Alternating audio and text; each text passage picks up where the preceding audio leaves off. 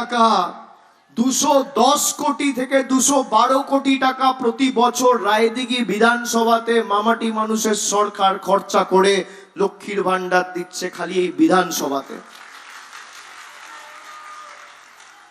এই রায়দিঘি বিধানসভাতে 33,000 যুবক যুবতী যুব সাথীতে 1500 টাকা করে পেয়েছেন। মার্চেও টাকা পেয়েছেন, এপ্রিলেও টাকা পেয়েছেন। গ্রামীণ রাস্তার ক্ষেত্রে 181টা রাস্তার নির্মাণ, সংস্কার, পুনর্নির্মাণ, প্রায় 181টা রাস্তা, 242 কিলোমিটার রাস্তা খরচ করা হয়েছে গত 2 বছরে 100 কোটি টাকা। তার মধ্যে 10 পয়সা কেন্দ্র সরকারের অবদান নেই। এখানে বিজেপির যে প্রার্থী হয়েছে তার নাম শুনেছেন? তার পরিচিতি জানেন? আমাদের প্রার্থী আছে তাপস মণ্ডল। 3 দশকের বেশি সময়ের শিক্ষকতা জীবনে তিনি হাজার হাজার ছাত্রছাত্রীর ভবিষ্যৎ গড়ে দিয়েছেন। কলকাতা বিশ্ববিদ্যালয় থেকে বাংলা সাহিত্যে স্নাতক ও স্নাতকোত্তর ডিগ্রি অর্জন করেছেন। এই মানুষটার পাণ্ডিত্য এবং সামাজিক মর্যাদা কার্যত প্রশ্নাতীত। অন্যদিকে বিজেপির প্রার্থী খুনের ঘটনায় অভিযুক্ত, 2016 সালে বিধানসভা নির্বাচনে প্রার্থীপদ নিয়ে বিবাদের জেরে তার বিরুদ্ধে মথুরাপুর থানায় খুনের মামলা রুজু করা হয়েছে। নির্বাচনী মনোনয়নপত্র অনুযায়ী তার বিরুদ্ধে দাঙ্গা করা, ধ্বংসাত্মক কার্যকলাপ এবং জালিয়াতির মতো মারাত্মক অপরাধ এবং একাধিক মামলা রয়েছে। এই হচ্ছে বিজেপির প্রার্থী পরিচিতি।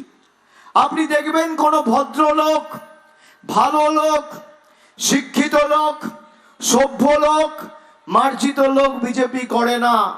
যত চোর, চিটিংবাজ, মদ্যপ, মাতাল, পাতাখোর, গাঁজাখোর, 2 নম্বরি, চোর, ছাচ্চোর, খুনি, ধর্ষক, 2 নম্বরি, বেঈমান, সব বিজেপিতে। ভালো লোক বিজেপিতে পাবেন না। যার বিরুদ্ধে খুনের মামলা সে প্রার্থী, যার বিরুদ্ধে দাঙ্গার মামলা সে প্রার্থী, যার বিরুদ্ধে একাধিক ফৌজদারি মামলা সে প্রার্থী। আর অন্যদিকে তাপস বাবু জোড়া ফুলের প্রার্থী। পার্থক্যটা স্পষ্ট। আমি আপনাদের বলবো যে এই রায়দিঘি বিধানসভাতে অলোক জলদাতা রয়েছে। দীর্ঘদিন তিনি জনপ্রতিনিধি হিসেবে কাজ করেছেন। আগামী দিনও দল তাকে কাজে লাগাবে সাংগঠনিকভাবে। এখানে 3 কোটি টাকা ব্যয়ে রায়দিঘি বাস টার্মিনাসের কাজ প্রায় শেষ। প্রথমে আগে কি হতো, বেসরকারি বাসে চেপে ডায়মন্ড হারবার, তারপর ডায়মন্ড হারবার থেকে আবার বাস ধরে কলকাতা, না হলে মথুরাপুর থেকে ট্রেনে কলকাতা যাতায়াত করতে হতো। এখন বাস টার্মিনাসের কাজ প্রায় শেষ।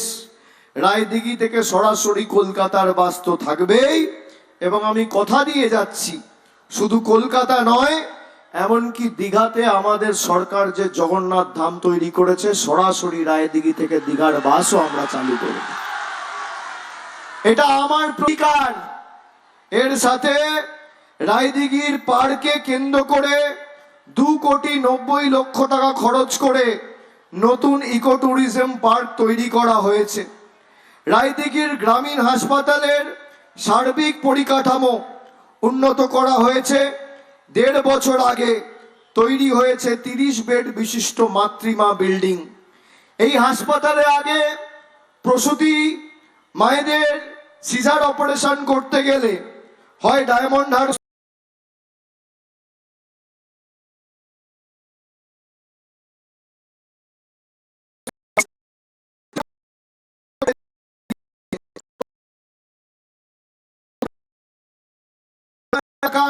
সাবস্টেশনের কাজ নির্মাণ শুরু হয়েছে।